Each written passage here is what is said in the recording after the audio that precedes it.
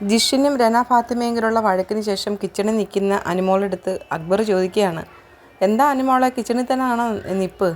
അപ്പോൾ അനുമോൾ പറയുന്നുണ്ട്, എന്താ എനിക്ക് കിച്ചണിൽ നിൽക്കാൻ പാടില്ലേ? ഇവിടെ നിന്നല്ലേ പറ്റത്തുള്ളൂ, ഞാൻ ക്യാപ്റ്റൻ അല്ലേ. ജിഷിൻ ഇതെല്ലാം കേട്ടോണ്ട് അവിടെ നിൽപ്പുണ്ട്. അപ്പോൾ ആര്യൻ അവിടെ വന്നിട്ട് കുറച്ച് അഭ്യാസങ്ങളൊക്കെ കാണിക്കുന്നുണ്ട് അനുമോളെ കാണിക്കാൻ വേണ്ടിയിട്ട്. ഞാൻ ഒരു സ്റ്റെപ്പ് പിന്നിൽ നിൽക്കും, ഞാൻ വെജിറ്റേറിയനാണ്, നോൺ വെജിറ്റേറിയൻ ആയാൽ അങ്ങോട്ട് വരാൻ പറ്റുമോ? വീണ്ടും അക്ബർ അവിടെ നിന്ന് പറയുകയാണ്, അനുമോൾ കിച്ചണിൽ മാത്രം നിൽക്കത്തുള്ളൂ എന്നാണ് പറയുന്നത്, പാത്രമായിട്ട് എല്ലാവരും അവിടെ ചെല്ലണമെന്നാണ് അനുമോൾ പറയുന്നത്. രന അടുത്തിരുന്ന് പറയുന്നുണ്ട്, ഇപ്പം നോമിനേഷനിൽ വരും.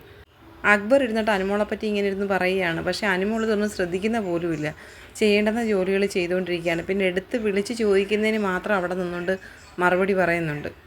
ഇപ്പോൾ അനുമോളുടെ പിന്നാലെ ഇല്ല ആദിലയും നൂറയും. കാരണം ലാലേട്ടൻ വന്ന എപ്പിസോഡിൽ ലാലേട്ടനോട് ആദില എണ്ണിച്ചിട്ട് അനുമോളെ പറ്റി ഒന്ന് പറഞ്ഞായിരുന്നല്ലോ. അപ്പോൾ അതുകൊണ്ടായിരിക്കണം ഇപ്പോൾ ആദിലയും നൂറയും രണ്ടുപേരും മാത്രമായിട്ടിരിക്കുകയാണ്.